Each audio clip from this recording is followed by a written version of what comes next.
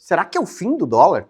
O Goldman Sachs projetando o dólar a 5,10. Fernando Uri está projetando o valor justo do dólar a 4,70. Agora entrou uma guerra tarifária entre o Trump e o PT. E aí o dólar deu uma circulada novamente, deu uma mexida novamente.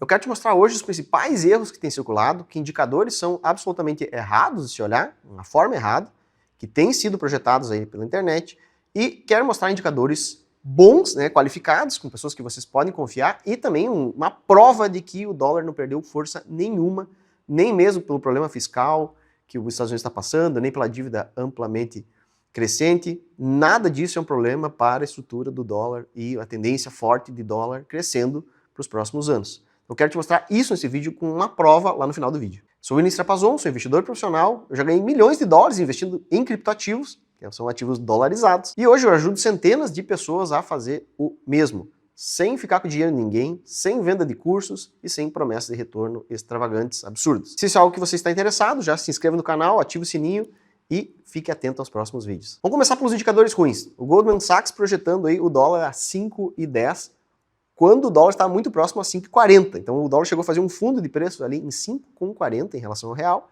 e nós tivemos então aí uma chuva de pessoas projetando o dólar ainda mais barato, agora sim o real está muito forte e tudo isso. Que eu quero uma busca leve no Google mostra que o mesmo Goldman Sachs, que agora fala que o dólar vai cair ainda mais, dizendo que o dólar se valorizaria em 5% em 2025, quando o dólar estava 6,07.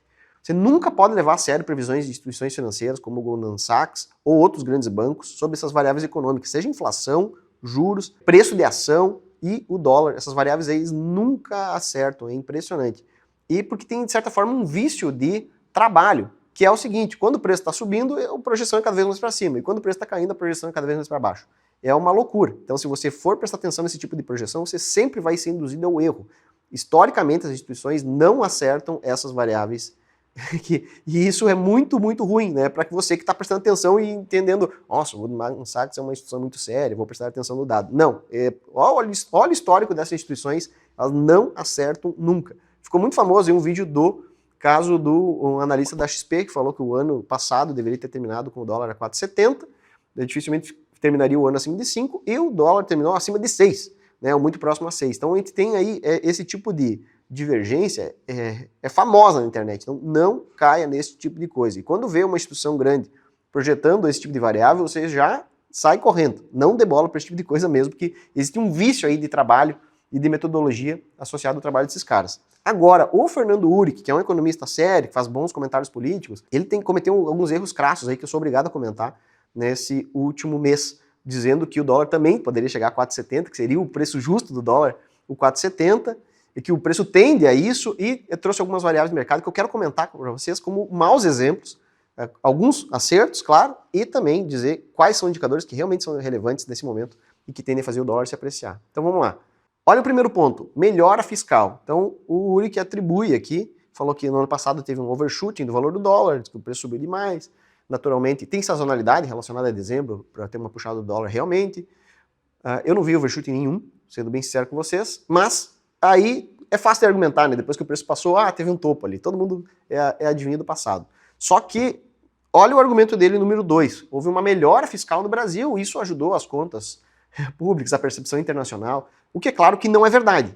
Então, dá uma olhada no que é a melhora fiscal que ele se refere. A gente tem aqui no gráfico, para vocês, um gráfico criado por nós, do resultado primário, que é isso que ele se refere, que houve uma melhora fiscal. Então, a gente tem aí um 0 a 0 entre receitas e despesas do governo, depois de aumentar os impostos absurdamente sobre a população em diversas frentes diferentes. Então essa é a melhora fiscal. A gente foi de muito ruim para ruim. E para um próximo de equilíbrio, ainda no negativo. Só que fiquem tranquilos, né? Os impostos vão continuar subindo, então essa conta tende a melhorar um pouquinho. Mas quando a gente olha o resultado que chama de real, tá? Que é o resultado tecnicamente que é chamado de nominal, que leva em consideração receitas, menos despesas, menos juros da dívida, que também são despesas, é o resultado real. Aí você tem essa outra figura aqui. Então é um gráfico que mostra o quanto estamos no negativo, a piora foi mínima e a dívida do Brasil não para de subir, os juros estão altos, então a despesa continua subindo em relação a juros e isso não tende a melhorar de maneira nenhuma.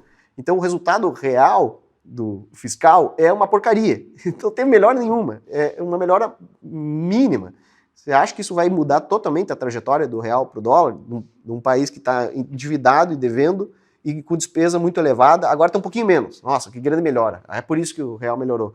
É claro que isso não é verdade. Vamos olhar então o argumento número 3, que seria a perspectiva política. Não, agora é um argumento que está rodando muito na Faria Lima, a ideia de que todo mundo espera que o governo vai mudar, e como o governo vai mudar, aí a política vai mudar, e daí tudo vai ficar feliz e o dinheiro vai voltar a entrar no Brasil. Por favor, pessoal, vocês não lembram que no governo do Bolsonaro o real foi literalmente de 3,80 para mais de 5? Num período que era um Paulo Guedes ali tomando conta como ministro da Economia.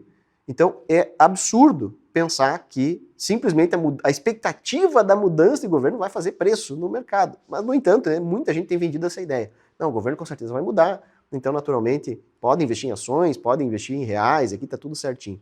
E não é bem assim. Eu acho que isso é um argumento totalmente fora do comum. Se você está achando que o Brasil vai melhorar por conta da troca de governo, você não aprendeu nada com a eleição do Bolsonaro. Nada. Vamos olhar então para os fatores internos do Brasil. Olhem o tamanho da encrenca. Isso aqui é a dívida PIB no gráfico. Olha o que aconteceu. A dívida PIB está no patamar muito elevado por uma série de métricas. Quais são essas métricas? Eu olhei dívida líquida, dívida bruta e dívida bruta pelo padrão internacional. Todas muito próximas de um recorde histórico, de períodos temerários da nossa história. Então a dívida subindo em relação ao PIB e é uma trajetória de alta constante. Isso só tende a piorar. Primeiro ponto, a dívida do Brasil não para de crescer. Ponto número 2, olhando para dentro, a inflação. O próprio Ulrich comentou muito bem, né? A inflação bem mais alta do que deveria, meta de 3% ao ano, realidade mais de 5% ao ano, estamos quase dobrando a meta da inflação, e então, terrível o que está acontecendo, né? E a inflação tem piorado em ondas. Mais um ponto do ponto de vista interno, o fiscal, mostrei para vocês aqui, terrível também, em circunstância de melhora, né? Do muito ruim para ruim. Nós temos aqui fluxo cambial negativo, que é outro gráfico que então ele vai considerar quantos dólares entraram versus quantos dólares saíram. Você tem aí uma saída efetiva de dólares, o gráfico mostrando então no negativo, muito relevante no acumulado em 12 meses, então é fora do comum. O investimento direto do país, segundo os próprios dados do Banco Central, todos os dados oficiais, tá, que eu estou trazendo aqui. O investimento direto do país lateralizado há muito tempo, então tem valores relevantes entrando como investimento direto, mas sem sair do chão, não tem nada, nenhum grande crescimento de capital entrando no país para investimento direto. O que é investimento direto? Em capital de longo prazo, dinheiro que vai entrar no país para construir portos, para fazer coisas de investimento de longo prazo. Então continua entrando fluxo, mas de forma constante, sem acelerar nem nada. Enquanto isso, a gente tem outros fatores piorando muito, como é o caso da balança comercial. Então dá para ver no gráfico aqui que existe uma piora muito significativa entre ano passado e agora. A balança comercial caiu muito. Então vocês podem imaginar que isso também afeta negativamente a relação do dólar. Então como é que é possível? Tudo está piorando praticamente, né, do ponto de vista interno. Como que o dólar pode estar se depreciando em relação ao real? Sendo que nada do ponto de vista interno melhorou significativamente. Mesmo que melhorou, foi só um despiorar um pouquinho. Aqui tem, já vou comentar, aqui tem alguns outros pontos, né, que o Ulrich trouxe, que é a inflação monetária, existe um diferencial da inflação monetária. O que isso significa de forma bastante resumida? Ele fala assim, a inflação brasileira está em 5,3% acumulado em 12 meses, que supera a americana, está em 2,4%. E o crescimento de 2002 também é maior no Brasil. Em resumo, tá? O Brasil desvaloriza, isso ele está corretíssimo, o Brasil desvaloriza mais o dinheiro que os Estados Unidos. Então isso é um fator para que o dólar valha cada vez mais em relação ao real, já que o Brasil está desvalorizando só em termos desse fator, tá? Olhando esse elemento. Os Estados Unidos simplesmente desvalorizam a moeda muito menos do que o Brasil desvaloriza a moeda. Então isso naturalmente tende a fazer com que o preço do dólar valha cada vez mais em relação ao real. É tão simples quanto isso. Ele trouxe mais um argumento que é os juros, e tem um diferencial de juros, então o juro aqui no Brasil está muito maior que nos Estados Unidos, o que tende a atrair capital, isso é verdade, mas apenas capital de curto prazo é atraído para esse tipo de operação de carry trade, que é uma operação muito famosa.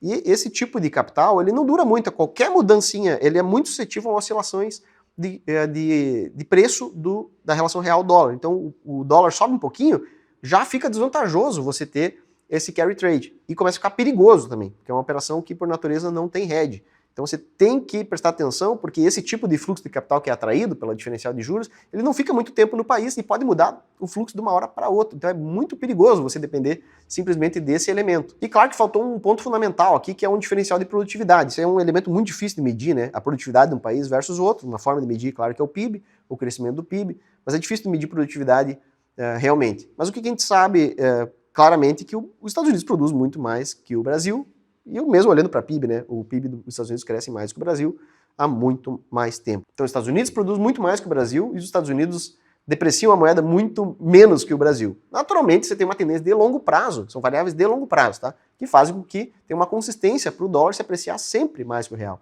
É tão simples quanto olhar isso. Claro que isso não explica o fluxo do ponto de vista do dia a dia, né? As oscilações do dia a dia, nem do intervalo de 2, 3 meses, ou 5, 6 meses, como a gente está vendo agora. Mas tudo que você precisa saber, sem levar em consideração risco político, risco jurídico aqui do Brasil, que obviamente você deveria considerar na sua decisão de investimento. Mesmo assim, você olhando para essas duas variáveis, você vai ter uma boa noção de como vai ser o longo prazo, tá? E não é nada bonita a situação para o Brasil. Então, olha, fatores internos deteriorando e fatores macro, eles não estão, acima disso, né, que seriam esses diferenciais, aí, eles não estão pegando bem para o Brasil. Aí, para ferrar tudo, olha como é uma questão de viés, né? De você ver o preço cair e falar, então naturalmente vai continuar caindo. O Uric trouxe aqui o valor justo estimado real em 4,73 por uma métrica que é bastante conhecida no mercado, dizendo, olha, então vai ter uma subvalorização de 16%. Eu acho absurdo esse comentário por um motivo muito simples, né? Primeiro porque ele induz ao erro as pessoas a imaginar que num excelente momento de compra de dólares, você vai ter ali, não, mas o dólar pode cair mais. Essa ideia é absurda, e que é isso que eu me incomodo que os bancos fazem, né? Toda vez o dólar cai, agora o dólar vai continuar caindo. E o Uric conseguiu fazer a mesma coisa, apesar de ele ter um posicionamento muito bom, de dizer que você deve realmente sempre estar dolarizando uma parte do patrimônio. Eu concordo 100% com ele nesse sentido. Então qual que é a tese dele, desse indicador? É que o preço tende a ir em direção ao preço justo. Só que vocês podem ver pela linha que quase nunca o preço justo, o preço do dólar é o preço justo, quase nunca. Isso é o extremo oposto de uma métrica onde o preço tende ao preço justo. Olha aqui, por exemplo, essa outra métrica que eu trouxe para vocês, que é uma métrica que eu utilizo para analisar o Bitcoin, para saber se o preço subiu muito mais do que deveria, uma métrica de exagero. Você vê que o preço está, essa métrica, ela está sempre voltando à linha zero, sempre, sempre, sempre. Então isso é uma métrica que tende à média, ou que tende ao equilíbrio.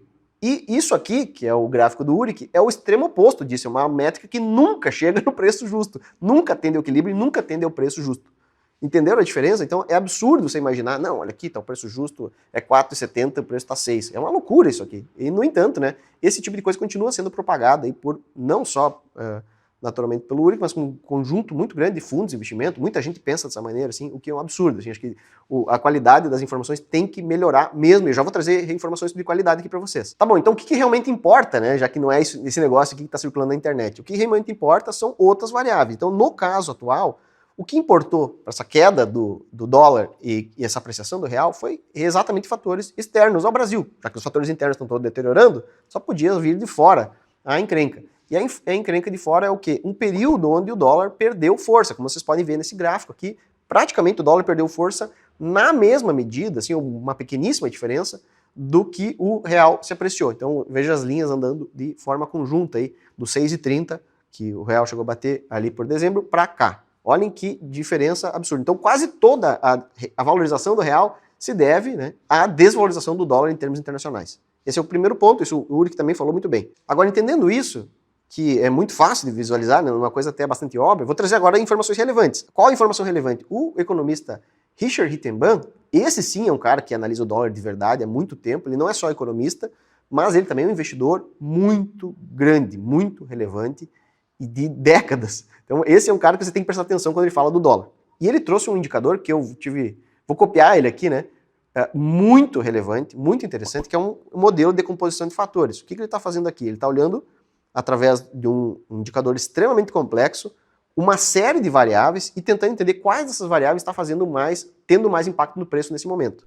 Então, o fator que mais fez o dólar se depreciar nesse momento é um fator sentimento. Sentimento não se refere apenas à opinião do vizinho, se refere especialmente ao posicionamento de grandes players, a fluxo de capitais. Então o fator sentimento costumam ser fatores de curto prazo. O fator sentimento é um fator que mais puxou, que ele está em rosa aqui no gráfico, é o fator que mais puxou a desvalorização do dólar no período. E foi uma desvalorização extraordinária, muito significativa aí em termos de desvio padrão, assim, do quanto caiu o dólar em relação às moedas fortes no mundo num período pequeno, de 5, 6 meses. Então chegou a bater mais um desvio padrão essa desvalorização. Em relação ao histórico é bastante. E você tem aí oferta econômica em cinza no gráfico, você tem demanda econômica em azul e política monetária em laranja. Então, para chegar em política monetária, você imagina quantos indicadores tem aí dentro. Na verdade, é um modelo composto extremamente complexo. Eu roubei aqui a informação do Richard, aqui, mas dou todo o crédito para ele por não só acompanhar isso, divulgar isso, mas ele faz análises extremamente complexas e completas sobre o dólar e tem avisado também que eu faço coro com ele, tá? Porque ele realmente é alguém que puxa a frente nesse sentido. Assim. Eu venho um tempo estudando e criando modelos próprios também para me aproximar de alguém que trabalha isso tão bem, que é aproveitem, então a conclusão, né, do trabalho dele e do que ele tem alertado na internet, e a minha também, é a mesma. Aproveitem esse tipo de momento onde o dólar cai muito e começa a sair no jornal que o dólar vai continuar caindo e economistas falam que o dólar vai continuar caindo para comprar com vontade, tá? Porque esse tipo de momento é uma janela de oportunidade. Vocês estão vendo o que está acontecendo no Brasil do ponto de vista político, essa confusão com o Donald Trump, e nem preciso falar, né, que vocês sabem que está acontecendo melhor que eu, não quero que derrubem o canal. E dois, e três, a política interna tá uma droga. Todos os fatores internos estão só piorando. Né? Alguma coisa despiorou, mas é assim, não imagino que vai ter grandes melhoras do ponto de vista interno para os próximos anos. Enquanto isso, o que está acontecendo com o dólar? Né? O sentimento foi que puxou para baixo, a gente tem aqui alguma mudança estrutural do dólar, ele não deixou de ser o principal meio de troca do mundo, ele não perdeu status como reserva internacional, ele não perdeu status como a principal forma de dívida entre empresas do mundo, entre países do mundo, nem os Estados Unidos perderam esse status contra países europeus, nem tem menos produtividade dos Estados Unidos do que outros países da Europa, nem os Estados Unidos imprimiram mais dinheiro que outros países, nem da Europa, muito menos países subdesenvolvidos, que é o caso que a gente comentou recém, da inflação ser maior e da desvalorização monetária ser maior aqui do que lá. Então, nada que desabone o dólar aconteceu, apenas um movimento de curto prazo. Então a volatilidade, ou seja, o sobe e desce de preços, ele é normal em ativos financeiros. Ele é até incomum essa desvalorização significativa, mas aqui, quando isso acontece, o pessoal corre para inventar a história. Ah, agora acabou o dólar, os Estados Unidos está ferrado, o fiscal é muito preocupante, a dívida americana é muito grande, a brasileira que é linda, né? Então você tem que entender que a coisa não é assim como as manchetes tentam fazer parecer. E quem geralmente faz esse tipo de análise não está interessado em socorrer você, que é o que eu estou fazendo aqui. Aproveite, vai ser mais uma janela para você dolarizar e correr na frente, se protegendo da desvalorização do real, que vai acontecer com certeza. Tá bom, agora você quer uma prova de que o dólar é muito forte ainda e que toda essa conversa aí de dívida americana e fiscal é muito preocupante, a Great Beautiful Bill que saiu agora do Trump, nossa, vai gerar inflação, vai fazer um monte de confusão, as tarifas, isso é tudo ruído. Você quer uma prova definitiva disso? Olha que interessante. Primeiro, esse gráfico aqui do bar chart, que foi divulgado pelo Bill Ackman essa semana também, pelo próprio X, mostrando o seguinte: Money Market Funds batendo recorde histórico em termos de captação. O que isso quer dizer? O Money Market Fund lá fora seria os fundos que aplicam em renda fixa aqui no Brasil, tá? De uma forma bastante simplificada. E o que isso quer dizer? Que todo mundo está correndo comprar esse tipo de fundo para investir em títulos de renda fixa, especialmente títulos de renda fixa de curto prazo. Por que eles estão fazendo? Por que isso está batendo recorde de captação, de fluxo de capital, de dinheiro investido nisso? Porque a taxa de juros de 4,5% ao ano nos Estados Unidos é extremamente atrativa para todo mundo que é profissional, investidor profissional. Então quem tem valores muito relevantes, milhões, bilhões de dólares, é muito atrativo estar recebendo um juro de 4,5% ao ano em dólares. Então esses fundos têm batido recorde de captação e é isso que o gráfico representa. Então esse é um elemento de prova. Então nossa, está todo mundo tão preocupado com a dívida americana que está todo mundo comprando dívida americana. Como é que você sabe para provar que, tecnicamente, que realmente não tem... Ninguém está vendo como arriscada a dívida americana, nem o fiscal americano. Está todo mundo confiando realmente no poder do dólar e da capacidade dos Estados Unidos de pagar a dívida. A prova técnica está nesse gráfico aqui que eu vou mostrar para vocês. O que a gente está falando aqui, tá? É o juro de títulos de dívida AAA, então juros de dívidas altamente confiáveis, que vão ser pagas, né, com alta qualidade de crédito, menos uma taxa de juros que seria uma taxa para ajustar o risco de crédito. É claro que as empresas vão pagar mais que o governo, então é basicamente esse desconto, menos a taxa de juros americana. Nesse contexto, o que você vê? Que esse spread está aumentando. Esse é um spread que está sendo calculado aí na tela, tá? É bem técnico isso, mas ele é uma forma de comprovar tecnicamente que se esse spread está aumentando, significa que estão pagando cada vez mais por outras formas de juros. Quer dizer que o juro está crescendo mais para outras formas de crédito, de dívida, do que para o juro americano. Se esse crédito estivesse caindo, veja que nesse estresse aí, onde o dólar se depreciou, houve uma corrida maior para títulos de dívida americana, que é o que dá para ver no primeiro gráfico, que era mais fácil de entender, né? Que era o do do Bill Ackman lá, o do bar chart, mostrando que tem muito dinheiro entrando, comprando títulos de dívida americana. Então ninguém está preocupado com a dívida americana, ou com o risco fiscal, ou com a dívida subindo muito. Isso é só uma confusão. Claro que é um problema americano para ser resolvido. Não estou dizendo que o governo tem que gastar mais do que arrecada, mas estou dizendo que isso não é um problema da grandeza que tentam fazer parecer. E toda vez que você compra esse tipo de história da carochinha, você deixa de dolarizar uma parte relevante do seu patrimônio, em especial em momentos como esse, onde é uma grande oportunidade de dolarizar. Porque você está ouvindo um monte de notícia apavorante e tal. Então, a maior parte dessas investigações aí, ou projeções do dólar de lá para cá, elas não são sérias, tá? Esse é o meu recado para você. Aproveite informações, procure pessoas que realmente estudam isso, que estejam preocupados com o seu